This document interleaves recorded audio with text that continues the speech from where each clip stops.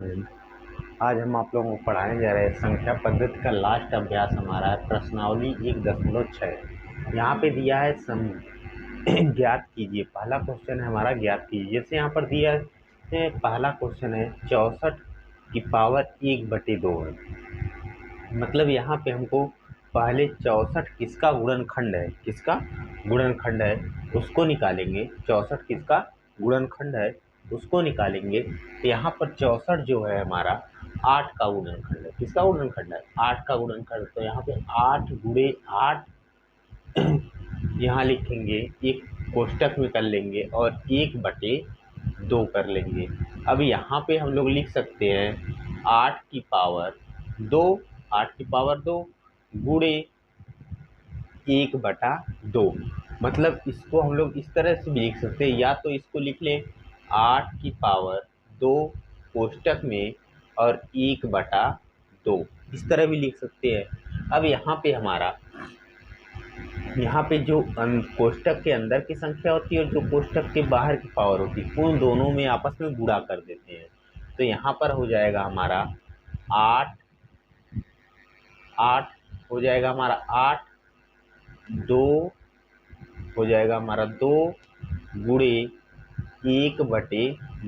2 को 2 से काट देंगे तो आंसर हमारा केवल क्या बचेगा? 8 की पावर 1, या पावर 1 नहीं लिखी जाती, केवल क्या लिखेंगे? 8 लिख देंगे।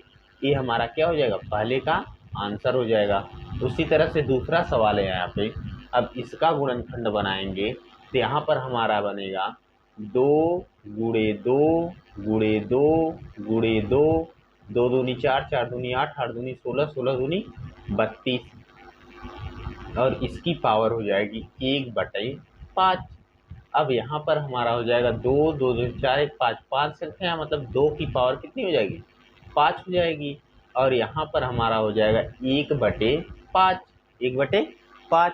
और यहाँ पे हम लोग लिखेंगे, अब यहाँ पर पावर कोष्ठक हटाएंगे तो ये पावर क्या हो जाएगी? गुणांक में बदल जाएगी। मतलब 1/5 लिख देंगे और इसको काट देंगे तो यहाँ 2 की पावर 1 बचेगी या केवल 2 बचेगा।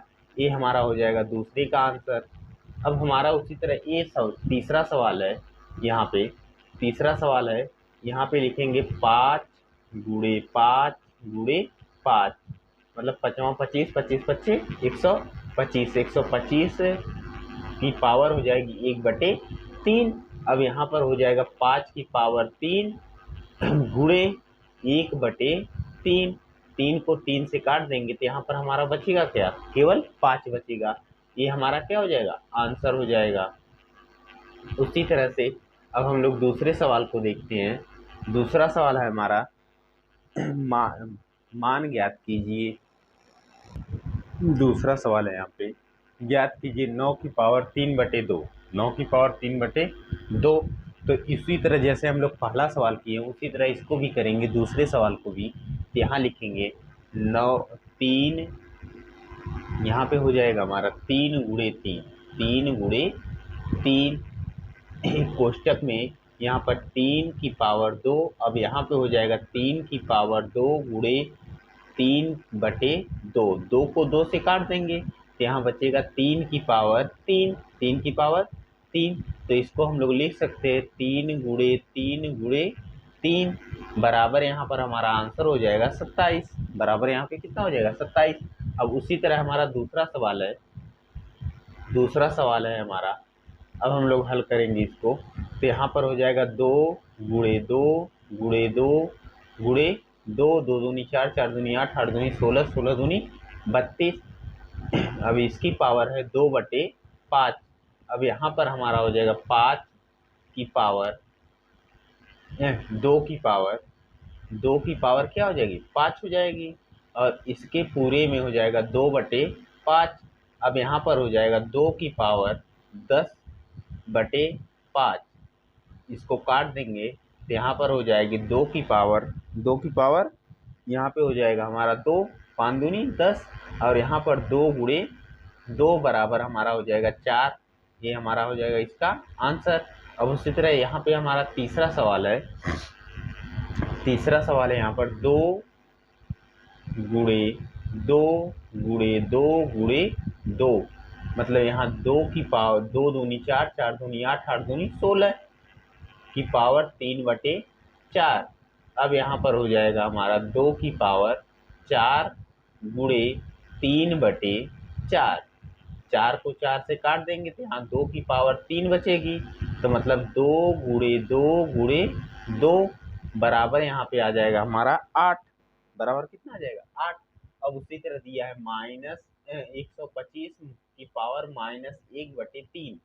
तो यहाँ पर हम लोग लिखेंगे, चौथा जो है सवाल हमारा यहाँ पे हल हो रहा है। तो यहाँ पे हम लोग चौथे सवाल को हल करेंगे तो यहाँ पर हो जाएगा हमारा 5 गुणे 5 गुणे 5 की पावर जो है हमारी -1/3 है। तो यहाँ 5 की पावर हो जाएगी 3 गुणे -1/3। 3 को 3 से काट देंगे तो यहाँ 5 की पावर -1। -1 को हम लोग अगर जिसकी पावर -1 होती है उसको हम लोग बटे के रूप में लिख देते हैं कि हमारा 1/5। 1/5 ये हमारा हो जाएगा आंसर। अब उसी तरह से हमारा तीसरा सवाल है इसका।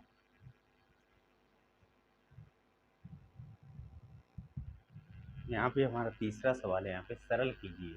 जैसे हम लोगों के अगर आधार, इसको हम लोग क्या बोलते हैं आधार बोलते हैं। आधार की अगर घातांक, आधार अगर हमारा बराबर होता है तो घातांक उसकी क्या करते हैं जोड़ लेते हैं। उसकी घातांक हम लोग क्या करते हैं जोड़ लेते हैं। तो यहाँ पे आधार यहाँ पर 2 है और यहाँ पर भी 2 है। तो इसकी आधार बराबर है तो इन लोगों को हम लोग जोड़ लेंगे तो यहाँ पर हमारा 2 हो जाएगा और यहाँ पर घातांक हमारी जुड़ जाएगी। मतलब 2/3 प्लस 1/5 हो जाएगा। अब क्या करेंगे हम लोग, दो जो संख्या है उस यहाँ पे जो घात, ये हमारी बटे में घातांक आ रही है तो इसको 1 बटे में करेंगे तो इसका मतलब इसका और इसका हम लोग एलसीएम लेते हैं तो यहाँ पे 15 आ जाएगा। क्या आ जाएगा 15 आ जाएगा। तो 15 आ जाएगा तो हम लोग 15 को अब इससे इसमें भाग देंगे तो यहाँ पर 3×5 = 15 और 5 दूनी 10 माइनस 5×3 = 15 और यहाँ पे आ जाएगा 3। यहाँ पे क्या आ जाएगा 3। 5×3 = 15 और 1×3 अब यहाँ पर हम लोग घटाएंगे इसको तो 2 की पावर हो जाएगी 7/15। 7/15 इस तरह से हम लोग इसको सवाल को हल करेंगे यहाँ पे। अब उसी तरह से हमारा दूसरा सवाल है यहाँ पे। दूसरा सवाल है 1/3 की पावर 3 पूरे की पावर 7।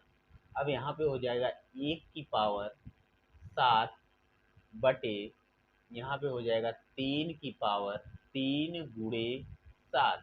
3 गुणे 7। अब यहाँ पे हमारा टोटल हो जाएगा यहाँ पे 1/3 की पावर 21। 3 की पावर कितनी हो जाएगी 21 हो जाएगी।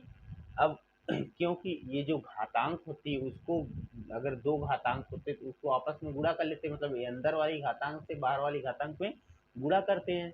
तो यहाँ पर अंदर वाली घातांक और बाहर वाली घातांक में गुणा करते समय यहाँ पे गुणा हो जाएगा 3×7=21। हमारा 21 आ जाएगा। मतलब 1 का घातांक 7, मतलब एक ऐसी संख्या होती है किसी के घातांक जो होते हैं उसके क्या होते हैं एक ही होता है। अब यहाँ पर हमारा दिया है आधार हमारा यहाँ पर 11 है और यहाँ पर भी आधार 11 है। अगर आधार बराबर है तो हम लोग, अगर भाग का निशान है बीच में तो यहाँ पर घातांक हमारी जो होती है वो घट जाती है। तो यहाँ पर हम लोग लिख सकते हैं इसको 11 1/2 माइनस 1/2। अब हम लोग क्या करेंगे, यहाँ पर ये 11 है हमारा, यहाँ पर क्या है 11 है तो यहाँ पर इन दोनों का एलसीएम लेंगे 2 ही आएगा और यहाँ पर आ जाएगा 1 माइनस 1। अब यहाँ पर हमारा हो जाएगा 1 की पावर 0/2। 1 की पावर 0/2। जब 1 की पावर 0/2 आएगा तो यहाँ 1 की पावर हमारी हो जाएगी 0। जिसकी पावर 0 होता है उसका मान क्या होता है 1 होता है। अब उसी तरह से हमारा तीसरा सवाल है, यहाँ पर आधार आपस में बराबर नहीं है लेकिन घातांक यहाँ पर आपस में क्या है बराबर है। जब आधार बराबर नहीं घातांक बराबर होती है तो यहाँ पर आधार का गुणा कर लेते हैं और घातांक हमारा वही लिख देते हैं।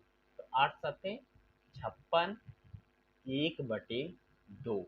इसी तरह से यह अभ्यास हमारा समाप्त होता है। अब हम लोग कल अगले टॉपिक पर मिलेंगे। आज के लिए धन्यवाद। कृपया करके हमारे चैनल को सब्सक्राइब और शेयर करना न भूलें।